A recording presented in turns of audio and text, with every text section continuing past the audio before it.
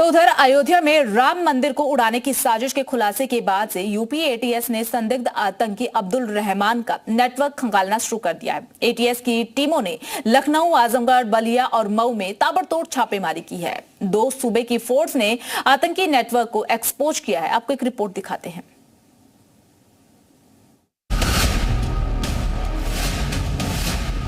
राम मंदिर को उड़ाने की साजिश जो है उसके द्वारा रची जा रही थी।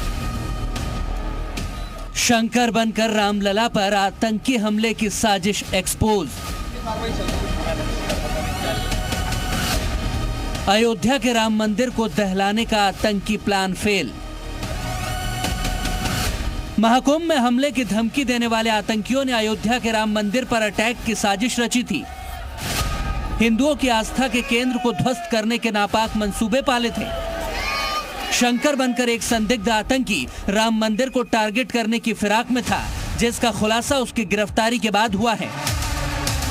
दरअसल हरियाणा के फरीदाबाद से अब्दुल रहमान नाम का संदिग्ध आतंकी गिरफ्तार हुआ है। शंकर बनकर फरीदाबाद के पाली गांव में रह रहा था अब्दुल रहमान। गुजरात एटीएस, हरियाणा एसटीएफ और इंटेलिजेंस ब्यूरो ने ज्वाइंट ऑपरेशन में इसको पकड़ा है। रहमान के पास से 2 जिंदा हैंड ग्रेनेड और बम बनाने का सामान बरामद हुआ है। साथ ही जवानों को संदिग्ध आतंकी के पास से 3 मोबाइल फोन और कई सिम कार्ड भी मिले हैं।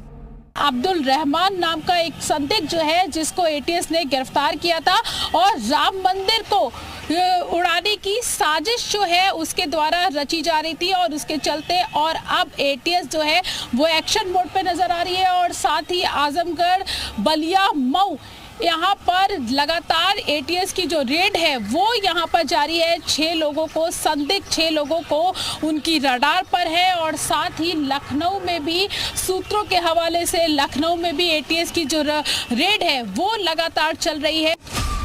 रामलला के मंदिर को आतंक की भेंट चढ़ाने की कोशिश करने वाला ये अब्दुल रहमान खुद अयोध्या जिले का है, लेकिन इसका संबंध पाकिस्तान में बैठे आतंकियों तक बताया जा रहा है।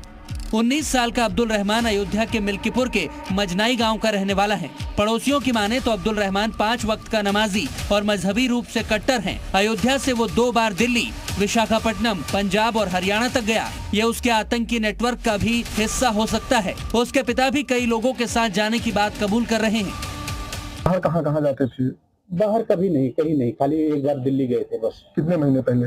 यानी आज के कोई जुलाई अगस्त में गए थे। कहाँ गए थे? दिल्ली गए थे, उसके बाद फिर विशाखापट्टनम गए थे, फिर पंजाब गए थे। पंजाब से सीधा घर पे आ गए। यानी गए थे लगभग 8-10-12 आदमी थे इनके साथ में। दिल्ली में कहाँ शामिल होने गए थे? पहले गए थे दिल्ली में मरकज निजामुद्दीन में। आशंका है कि इसी तबलीगी जमात और मरकज में जाते वक्त वो मुस्लिम कट्टरपंथियों के संपर्क में आ गया होगा, क्योंकि गुजरात एटीएस ने दिल्ली के निजामुद्दीन इलाके से विदेश भागने की फिराक में बैठे एक संदिग्ध आतंकी को पकड़ा था और उसी आरोपी की निशानदेही पर संदिग्ध आतंकी अब्दुल रहमान को दबोचा गया है। अब्दुल का संबंध पाकिस्तान समर्थित आतंकी संगठनों से बताया जा रहा है और कहा जा रहा है कि वो लगातार पाकिस्तान में बैठे हुए अपने साथियों के संपर्क में था। दिल्ली के निजामुद्दीन इलाके को उसने अपना ठिकाना बना रखा था, लेकिन अपने साथी की गिरफ्तारी के बाद वो बचने के लिए फरीदाबाद के पाली गांव में नाम बदलकर छिप गया। गांव में हल्ला हुआ कि आतंकवादी आ गया। फिर मैं यहाँ पे आया, यहाँ पे देखा कि काफी भीड़ लगी हुई है, पुलिस फोर्स काफी आई हुई है, तो पता लगा कि आतंकवादी पकड़ा है। उसके पास 2 बम मिले थे, तो पुलिस उसको अपने साथ ले गई।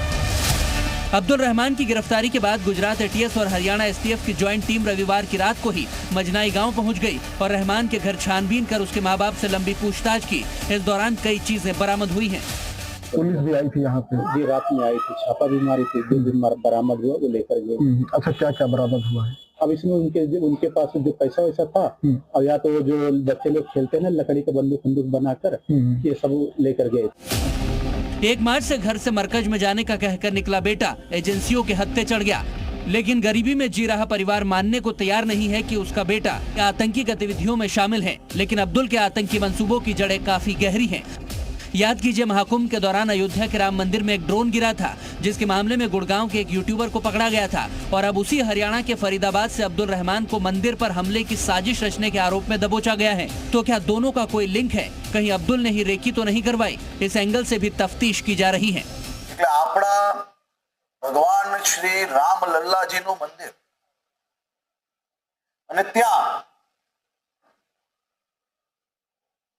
કેમ પ્રકાર સરકારે કોઈ બી પ્રકારે ત્યાં એટેક કરવાની જે મનસૂફા હતો તેને નાકામ કરવામાં ગુજરાત પોલીસ અને હરિયાણા પોલીસને એક ખૂબ મોટી સફળતા પ્રાપ્ત થઈ છે।